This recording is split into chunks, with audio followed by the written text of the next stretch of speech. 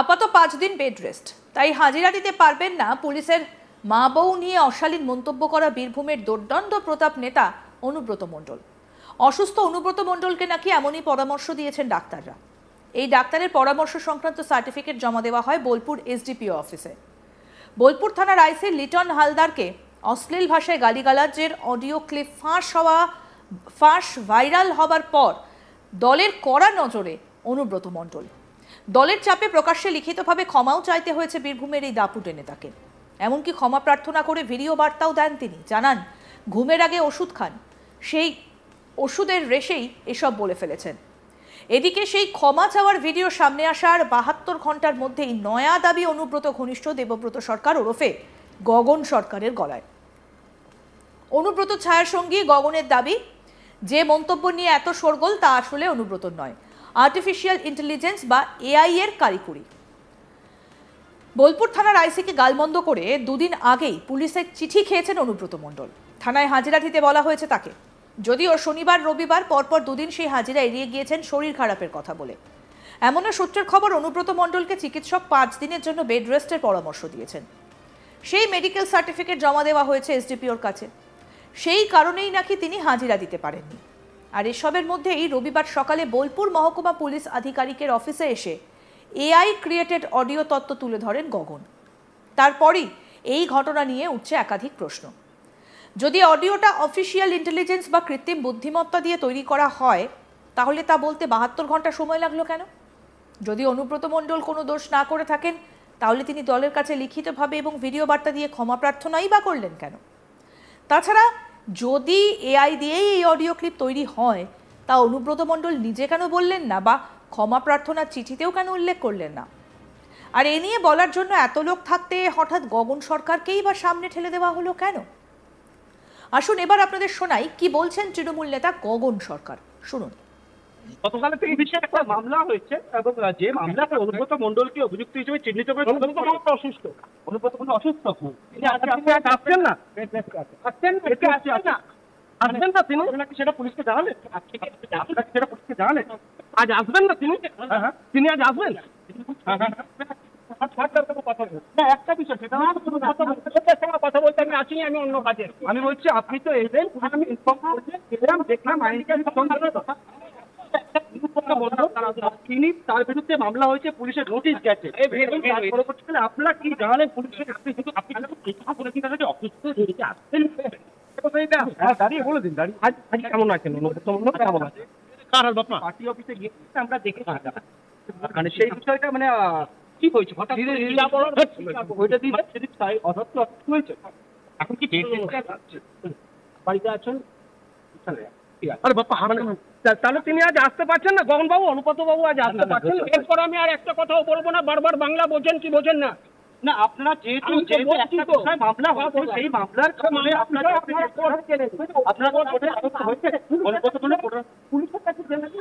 অবশ্যই, কিন্তু যেহেতু আপনি কথা বলতে, কিন্তু যে ঘটনাটাই ঘটেছে সেই ঘটনার পরিপ্রেক্ষিতেই আমরা আসতে চাইছি। আইনজীবী বিপত্তারুণ চ্যাটার্জি কি বলছেন শুনবো। আমাদের আইন যেভাবে পারমিট করেছে সেইভাবেই করেছে। না, আপনি পুলিশকে কি জানালেন একটু বলে দিন। আমরা জানি, যেটা জানিয়েছি সেটা, মানে অসুস্থ সেটা জানালেন, অসুস্থ যেটা জানো না আইনের মোতাবেক এ সম্পর্কে কোনো কিছু বলবো না, এ সম্পর্কে কিছু বলবো না, কিচ্ছু বলবো না। তদন্তের ব্যাপারে আমরা কিচ্ছু বলবো না। এর পরবর্তী কি পদক্ষেপ রয়েছে? কোনো কিছু বলবো না, আমরা কোনো কিছু বলবো না। ম্যাটার সাবজুডিস কিচ্ছু বলবো না। চক্রান্ত বারবার বলছি, কেষ্টুদার বিরুদ্ধে চক্রান্ত করা হয়েছে, এটা পরবর্তীকালে আপনারা জানতে পারবেন। সেটা কিচ্ছু বলবো না, সেটা যথাসময়ে আদালতে বক্তব্য, যেটা যথা সময়ে আদালতে বক্তব্য। আমরা অনুব্রত অনুগমন বলে নয়, আমি আইনজীবী হিসাবে দলের একাংশ কি যুক্ত?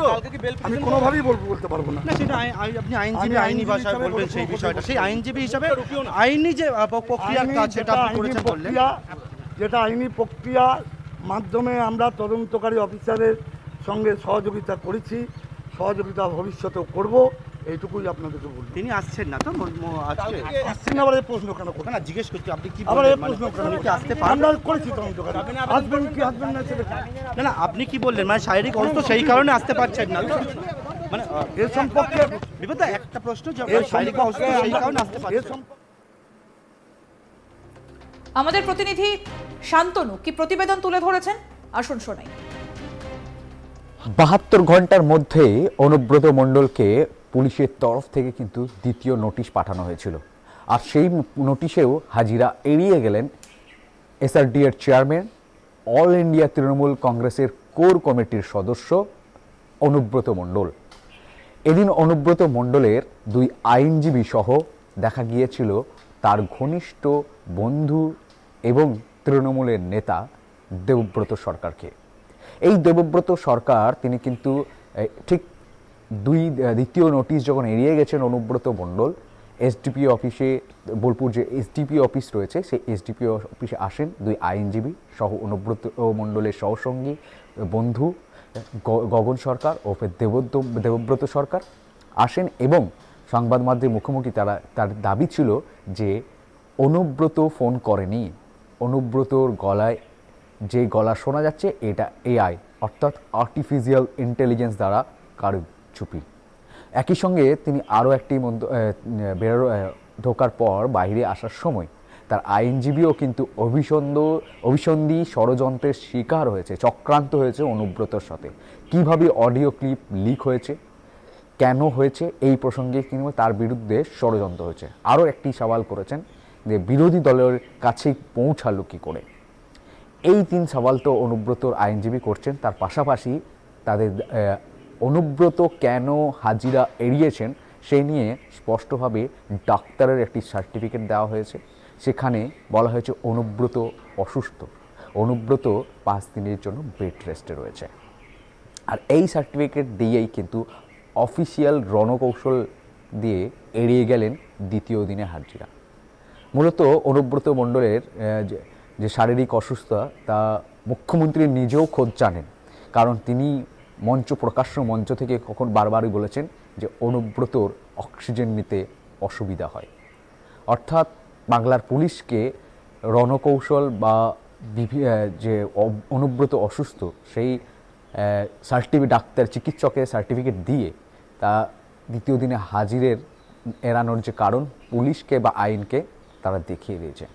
সঙ্গে সঙ্গে বেরিয়ে এসে তারা কিন্তু এমনটাই সূত্র মারফত জানা গেছে, একই সঙ্গে বেরিয়ে এসে দেবব্রত সরকার তিনি বলেছেন অনুব্রত অসুস্থ, তার আইনজীবীও বলেছে অনুব্রত অসুস্থ। দেবব্রত সরকার অনুব্রত ঘনিষ্ঠ বন্ধু তৃণমূল নেতা তিনি কিন্তু বলেছেন অনুব্রত ফোন করেনি, অনুব্রতর কণ্ঠ যে শোনা যাচ্ছে সেটি এআই দ্বারা অর্থাৎ আর্টিফিশিয়াল ইন্টেলিজেন্স। এই মুহূর্তে এআই এমন একটা হয়েছে যে কেউ কিন্তু মানে এআই নিয়েই সমস্ত শোরগোল, আর অনুব্রতর কণ্ঠ এআই দ্বারা এই প্রসঙ্গও তারা তুলেছেন। অন্যদিকে দেখা গেল যে অনুব্রতর আইনজীবী একাধিক মন্তব্য করছেন অনুব্রতর বিরুদ্ধে ষড়যন্ত্র হয়েছে, চক্রান্ত হয়েছে, অভিসন্ধি। এমনও কিন্তু যখন রাজ্যকে ক্ষমা চাওয়ার চিঠি লিখেছে অনুব্রত মণ্ডল, সেই চিঠিতেও কিন্তু অনুব্রত মণ্ডল প্রশ্ন তুলেছিলেন অভিসন্ধির, ষড়যন্ত্রের। তবে দ্বিতীয় দিনও অনুব্রত মণ্ডল হাজিরা এড়িয়ে গেলেন অসুস্থতার কারণ দেখে। চিকিৎসকের সার্টিফিকেট দিয়েছেন, 5 দিনের জন্য বেড রেস্টে আছে অনুব্রত মণ্ডল। এমনই তৃণমূলের নেতা মন্ত্রীদের থেকে এমনই মন্তব্য কিন্তু পাওয়া যাচ্ছে এবং আইনে পুলিশকেও কিন্তু এই সার্টিফিকেট কিন্তু জমা করেছে অনুব্রতর আইনজীবী। তার সাথে ছিল অনুব্রত ঘনিষ্ঠ তৃণমূল নেতা দেবব্রত সরকার। আরও আপডেট পেতে দেখতে থাকুন আজ তাক বাংলা, সাবস্ক্রাইব করুন, নোটিফিকেশন পেতে বেল বাটন অপশন প্রেস করুন, হোয়াটসঅ্যাপেও ফলো করুন আজ তাক বাংলা।